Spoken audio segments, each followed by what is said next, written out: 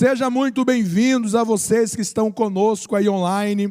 Nós queremos agradecer ao Senhor pela sua audiência e dizer que nós vamos orar por vocês que estiveram aqui com a gente no final. Eu coloquei aqui com vocês, coloque o nome da sua cidade, que nós vamos orar pela sua cidade aí, através da sua família, no final do nosso culto. Abra sua Bíblia comigo já em Ruth, o livro de Ruth, após o livro de Juízes, capítulo 1, enquanto você vai encontrando o texto, e eu faço muita questão que você dedique de fato esse momento.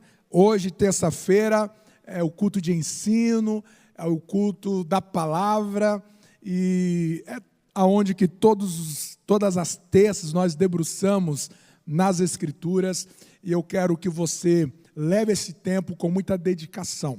Reúne aí quem estiver perto de você, abre a Bíblia, se você tiver ela fisicamente, faço questão de você ir lá, abrir o livro, né?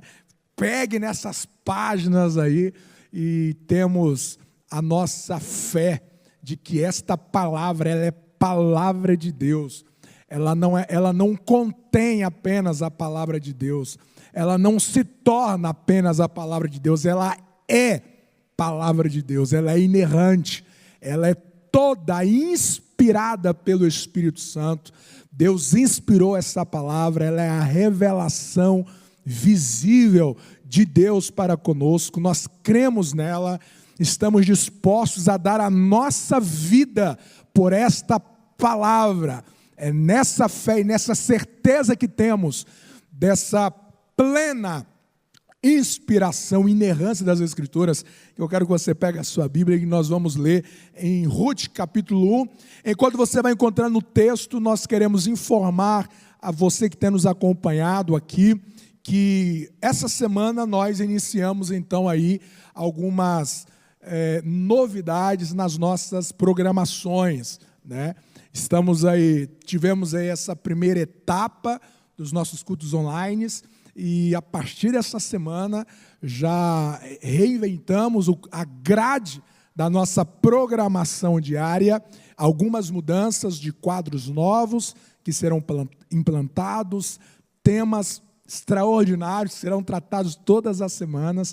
Será uma grade, uma arte já está sendo providenciada aí para você ter aí nos mínimos detalhes as nossas programações semanais. E uma das mudanças que nós estabelecemos a partir do dia de amanhã é que nós não teremos mais a nossa live, o nosso culto vespertino, aquela live que acontecia no período da tarde, nós não teremos mais a partir de amanhã. Teremos apenas encontros aqui pela manhã e pela noite, e com muitas novidades. Estejam atentos aí aos nossos canais de mídias. Você que não se inscreveu no nosso canal do YouTube, se inscreva lá, encoraje os seus amigos a se inscrever, dá os seus likes lá no nosso Instagram também, comece a seguir para que você possa atualizar no nosso Facebook todas as nossas programações diárias. Portanto, a partir de amanhã, não teremos mais a nossa live no período da tarde, mas tem muita novidade. Acompanhe, a partir de amanhã você vai ver muitas novidades aí, até domingo, nas nossas grades de cultos online. Ruth, capítulo 1, vai nos dizer assim: e sucedeu que nos dias em que os juízes julgavam, houve uma fome na terra, pelo que um homem de Belém de Judá saiu a peregrinar nos campos de Moabe, ele e a sua mulher e seus 2 filhos.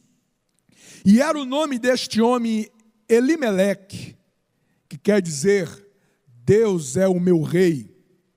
E o nome de sua mulher, Noemi, quer dizer agradável. E os nomes dos seus 2 filhos, Malom e Quilion, efrateus de Belém de Judá. e vieram aos campos de Moabe e ficaram ali. E morreu Elimeleque, marido de Noemi, e ficou ela com seus 2 filhos, os quais tomaram para si mulheres moabitas, e era o nome de uma Orfa e o nome de outra Ruth, e ficaram ali 10 anos. E morreram também ambos, Malom e Quilion, ficando assim esta mulher desamparada dos seus 2 filhos e de seu marido. Então se levantou ela com as suas noras e voltou dos campos de Moabe, porquanto na terra de Moabe ouviu que o Senhor tinha visitado o seu povo, dando-lhe pão. A nossa reflexão de hoje, ela será uma reflexão bastante sintetizada. Nós estaremos abordando o panorama, algumas aplicações pedagógicas, mas a minha intenção hoje, e essa será o nosso esforço com vocês ao longo dos nossos encontros, é de que em nossos cultos, eles não sejam o fim. Quando terminar a nossa live, acabou o culto aqui em casa. A nossa intenção é que o culto ele comece aqui, mas que ele termine, que ele dê uma continuidade e término no seu lar. A ideia é que após a nossa reflexão, você que está em família, você reúne a sua família e que vocês dê uma sequência na nossa reflexão. Dê uma sequência, pergunte aí para o seu filho, para a sua esposa, qual foi a parte dessa reflexão que mais tocou você. Ouça ela, ouça ele, dê a sua posição, leia de novo o texto. A nossa ideia é que, de fato, você não receba apenas o alimento que vem deste encontro, desse culto, deste altar, mas que você também produza este alimento na sua casa, no seu lar. Então hoje nós estaremos introduzindo, te dando aí alguns nortes, ok? E ao terminar o nosso culto, que você dê sequência durante 10, 15 minutos, ok? E você reflita um pouco mais com quem estiver ao seu lado aí, ok? Essa é a nossa intenção. Muito bem. A história de Ruth é uma história encantadora, é uma biografia cheia de lições, de dramas, de vitórias, de volta por cima. É um livro que eu te encorajo. Após nós terminarmos a reflexão, eu encorajo a você ler ele por inteiro. Você não vai mais do que 15 minutos para ler ele, em uma leitura corrida. Você não gasta mais do que 15 minutos. São 4 capítulos, alguns versículos, você lê ele bem rapidamente. Então já tem uma tarefa de casa, né? Terminou a reflexão, faça aí uma continuidade em família e dê uma lida nesse livro, em 15 minutos você conclui. É um livro que carrega em si algumas verdades incríveis, né? Algumas lições para tempos difíceis. Há uma notícia, há uma verdade, há uma realidade nas notícias de Belém, de que os dias não eram bons, de que uma grande fome alcança Belém. E, de repente, você encontra uma família, Elimeleque, juntamente com Noemi, que vai dar uma resposta a esses dias difíceis. E o que ele faz? Ele reúne a sua família, seus 2 filhos, e ele elabora um plano. Ele elabora um plano para não morrer diante daquela seca, daquela escassez de alimento. Então, seu roteiro é ir para as campinas de Moabe. E o plano deste homem, claro, como todo pai de família, era dar à sua família um equilíbrio, uma vida confortável, uma vida melhor, dar à sua família um ambiente mais seguro, mais estabilizado, equilibrado. E ele então vai nessa rota de mudança para tentar reverter a situação ruim que estava na sua família devido a uma conjuntura da sua cidade, Belém. Para fugir dessa fome, para fugir dessa seca, dessa crise, desse caos, ele então decide ir às campinas de Moabe. Todavia, a narrativa que nós tivemos nesses breves versículos já nos informam que não saiu de maneira exata o plano que ele havia elaborado. Os seus filhos casam e, de repente, não sabemos como, qual foi a causa, mas o fato é que este homem veio a óbito. E como se não bastasse, os seus filhos também morrem. E de repente você encontra uma mulher que se sujeitou à agenda do seu marido, que tinha intenções de vida, que tinha uma intenção de escape, de trazer refrigério, de trazer alívio para a sua família, de trazer socorro para a sua casa. Essa era a agenda de Elimeleque. Mas de repente Noemi, que se sujeitou a esta agenda, se vê desamparada, como diz o texto, desamparada da companhia do seu esposo, da companhia dos seus filhos. E a vida desta mulher vai ganhando tons de luto.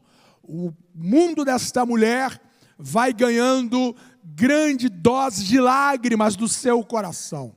E chega o momento, quando morrem também os seus filhos, ela decide voltar para Belém, porque chegou aos seus ouvidos uma boa notícia, de que Deus havia visitado o seu povo, dando-lhe pão. Agora ela chega para as suas duas noras, a saber, Orfa e Ruth, e ela então vai sugerir a elas que elas pudessem seguir o seu caminho, que ela estava retornando para a sua cidade de origem. E então Orfa aceita a despedida da sua sogra, mas Ruth, ela reluta, ela resiste, ela não concorda em separar de Noemi. Ela então retorna para Belém, aliás, ela vai para Belém com o retorno de Noemi. Quando chega lá, ela trabalha, e nesse trabalho ela conhece um homem muito rico, muito nobre, por nome de Boaz, onde que houve uma relação de amor. Ela casa com este homem chamado Boaz, e toda a história, tanto dela quanto da sua sogra, é radicalmente mudada. E este livro, que começa com uma narrativa de escassez, com uma narrativa de tragédia, termina em um tom de esperança, de superação, de triunfo, aonde que deságua na genealogia de Jesus, que vai ser então aí a grande esperança messiânica para o povo de Deus. Basicamente nós temos essas informações bastante simples, que eu encorajo você a seguir a leitura para você fazer um apanhado muito mais profundo. Dentro dessa narrativa bastante sintetizada, eu coleto pelo menos 4 lições, e eu desejo muito que você faça outras lições que você consegue enxergar nessa história e compartilhe com a sua família e com seus amigos. A primeira grande lição é de que muitas vezes as nossas perdas,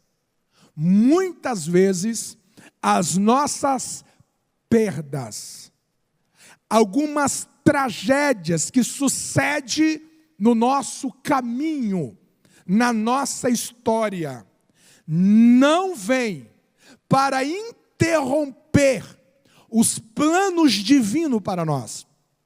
A primeira grande lição aqui é que muitas perdas que sucede na nossa história de família, na história conjugal, na nossa história de filhos, de pais, de patrão, de um empreendedor, de um empregado, perdas que sucedem em nossa história, elas não vêm para paralisar, para cancelar, para excluir o que Deus planejou para nós. Pelo contrário, a história de Ruth é uma história que nos ensina de que essas perdas, muitas delas, nos levam exatamente para o centro do propósito e do destino de Deus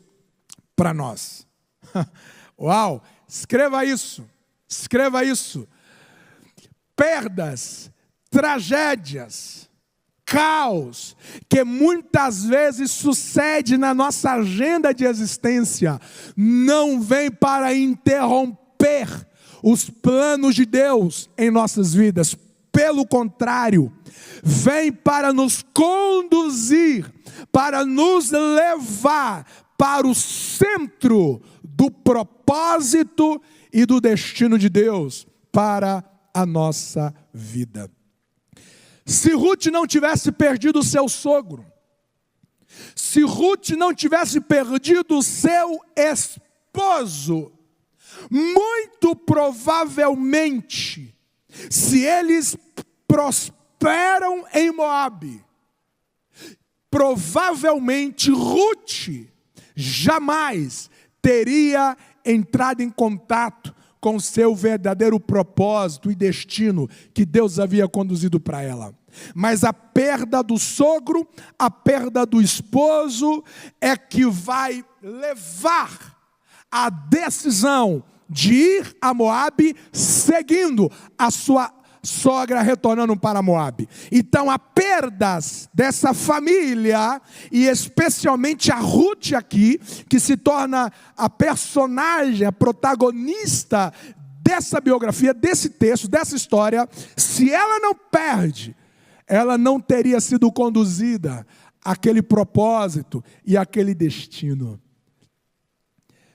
Dá uma olhada para essas últimas semanas. Dá uma olhada para esses últimos dias. Faça um balanço. Quantas perdas sucedeu na sua vida? Quantas perdas sucedeu nesse último ano? Perdas dolorosas, perdas difíceis, perdas que deixaram cicatrizes, te sangrou demais.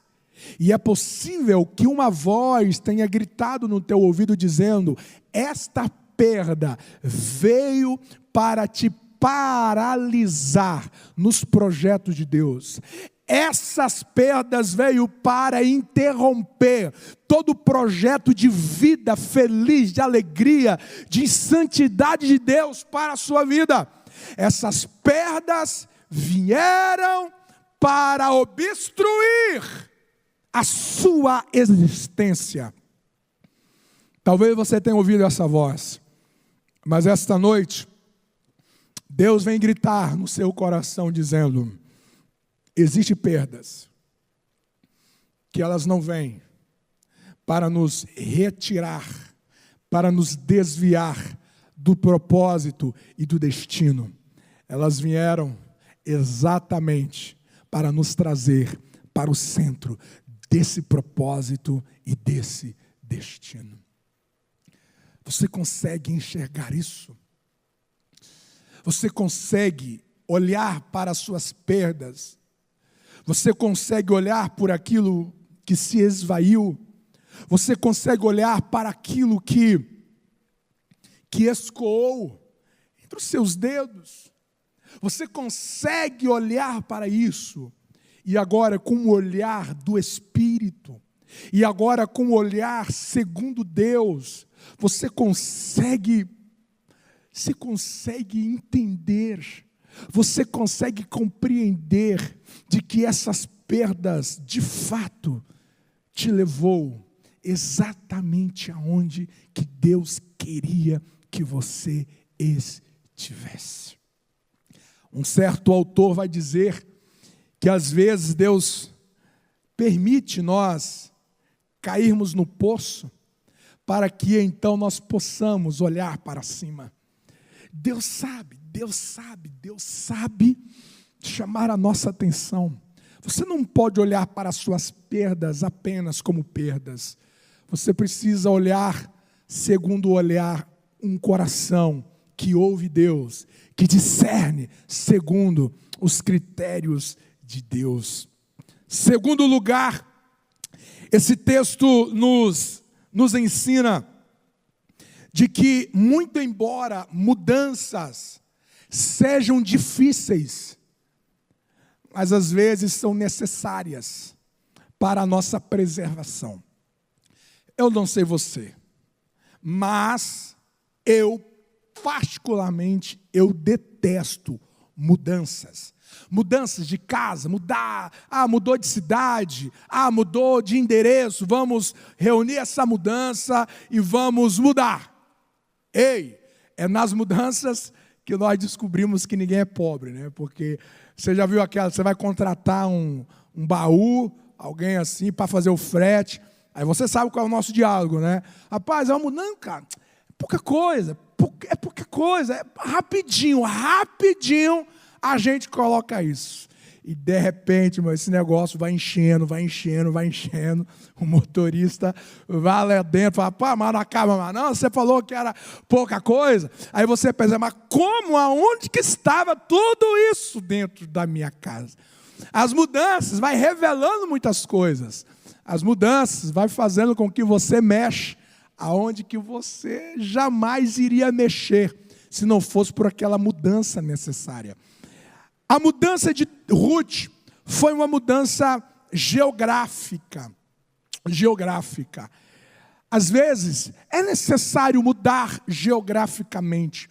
Eu, particularmente, venho de um histórico familiar, onde que nós realizamos algumas mudanças em família, e que essas mudanças, elas foram perfeitamente estratégicas e dirigidas na vontade de Deus, aonde que as nossas vidas foram radicalmente transformadas em Deus, por causa dessas mudanças que foram feitas e realizadas em tempos perfeitos e específicos na vontade de Deus.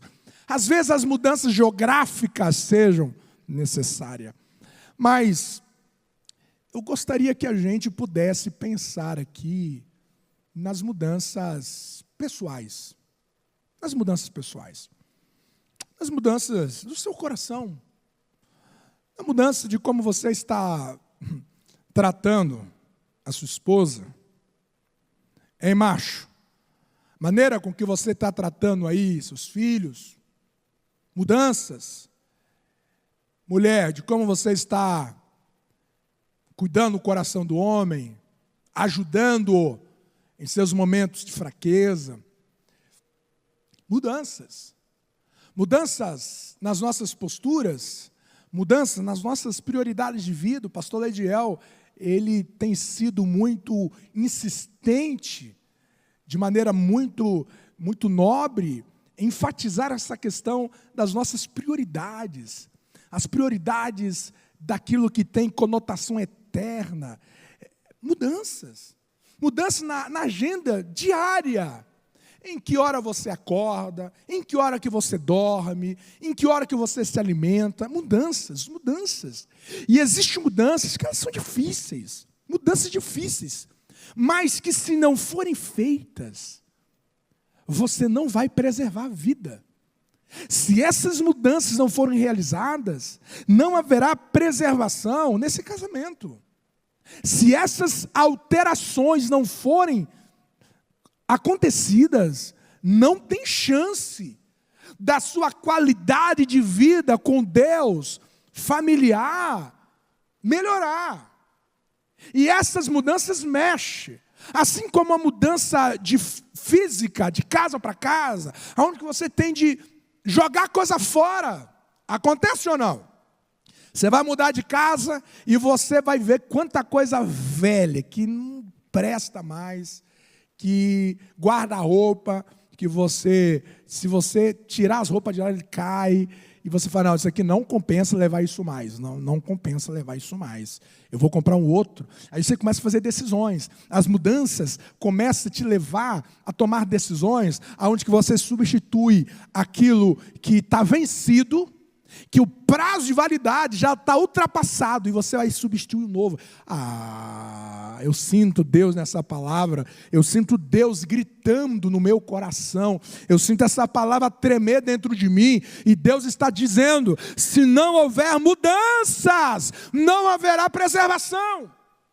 Nós queremos que as preservações de Deus para nós, para o nosso cônjuge, para a nossa relação de filhos, para a nossa vida emocional, para a nossa vida espiritual, nós queremos ser preservados diante do dilúvio, nós queremos ser preservados diante dos caos, das crises, dos infortúnios, nós queremos ser preservados, mas nós não queremos mudar. E Deus está dizendo, se não mudar as suas prioridades, se não decidir em substituir o velho pelo novo, em descartar esses entulhos da alma, do coração, se você não decidir jogar fora aquilo que está vencido e abrir espaço para algo novo de Deus, não há chance para você viver uma preservação, uma qualidade de vida segundo os propósitos de Deus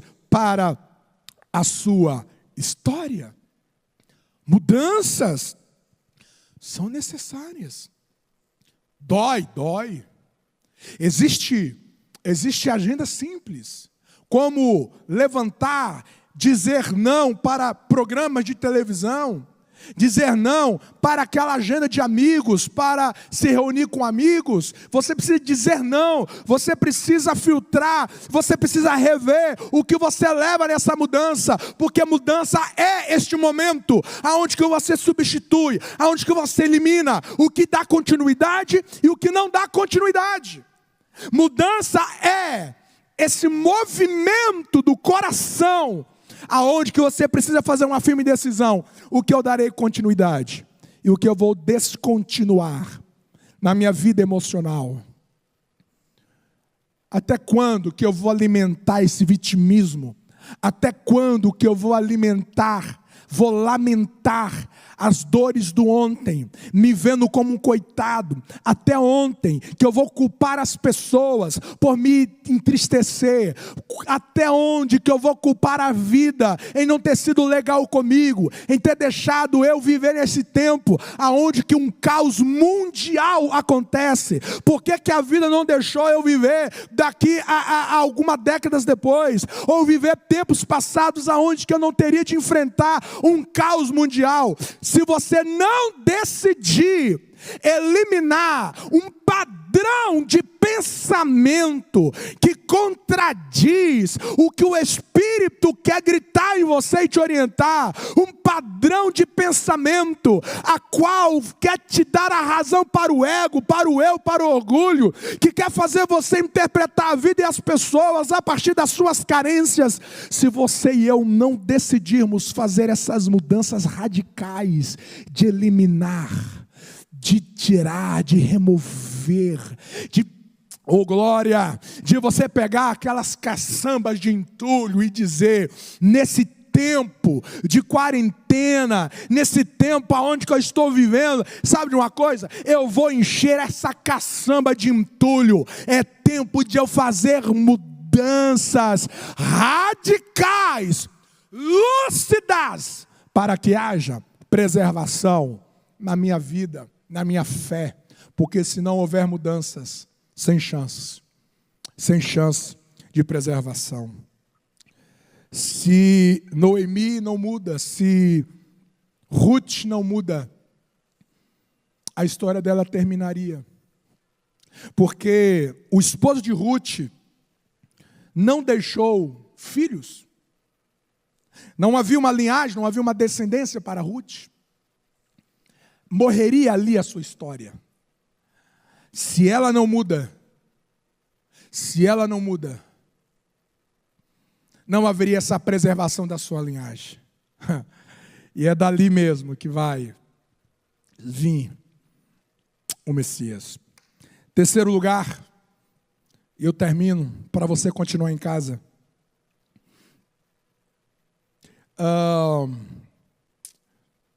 Tempos difíceis sempre revela as parcerias mais profundas que nós temos. É nesses dias difíceis que Noemi, ela descobre que Ruth não era apenas uma nora, mas que a postura de Ruth foi de uma filha. Provérbios 17 vai dizer que em todo tempo ame um amigo e na angústia nasce um irmão. Esse tempo difícil revelou que a parceria, que o vínculo, que o relacionamento de Noemi e Ruth era profundo. Era raízes profundas. Posso te perguntar algo? Esses dias aí que nós estamos vivendo, o que tem revelado aí da sua parceria com seu marido? Como está revelando aí as raízes do seu relacionamento com a sua esposa? Esses dias difíceis, hein, filho? Como é que está revelando aí a sua relação com seu pai, com a sua mãe? O que está vindo à tona? Esses são os dias que revelam os nossos amores mais profundos, os nossos compromissos inegociáveis, os nossos compromissos invioláveis. Eu louvo muito a Deus pela família The Blue.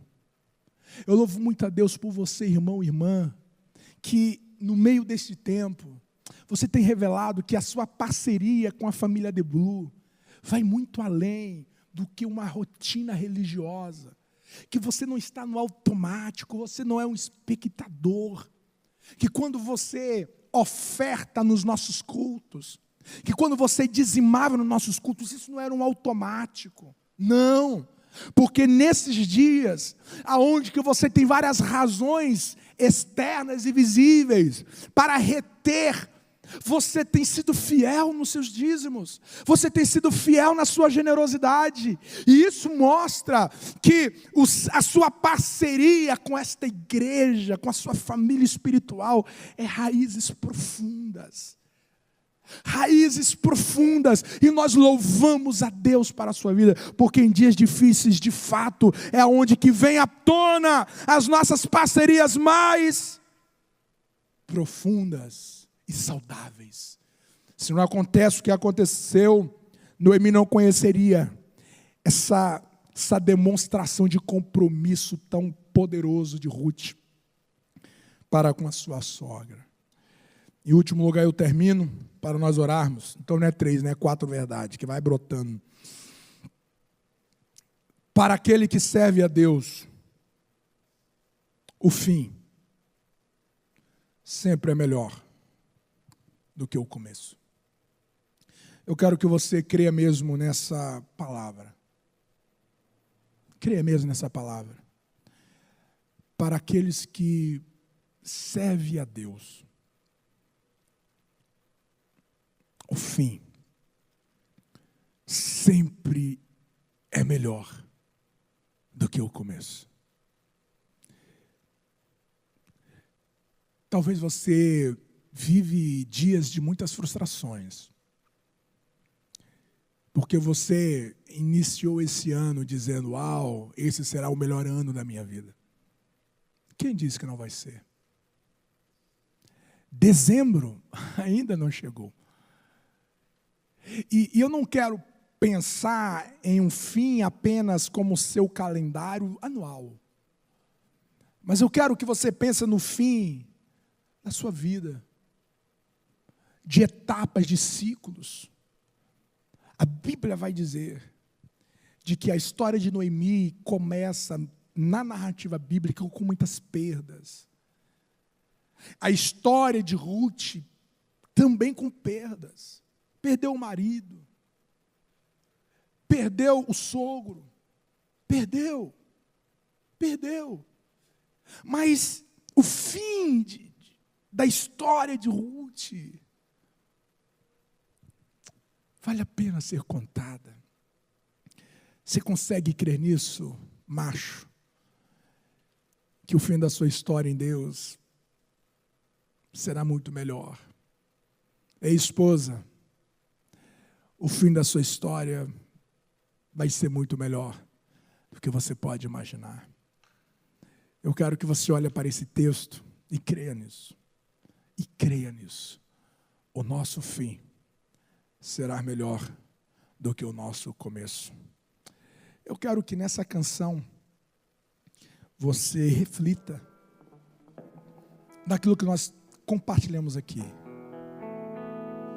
Perdas que nos levam para o centro do propósito. Perdas que nos levam para o centro do propósito. Mudanças que são necessárias se quisermos continuar a viver. Parcerias profundas que se revelam em dias difíceis. Seja grato por aquelas pessoas que têm ligado para você, que têm mandado uma mensagem, procurando saber como é que estão as coisas em casa. Seja grato. Isso é sinal que essa relação, ela não é de carência, é uma relação abençoadora. Em quarto lugar, para aqueles que têm uma aliança com Deus, que servem ao Senhor, o seu fim é melhor do que o começo. Reflita nessas verdades diante dessa canção em nome de Jesus.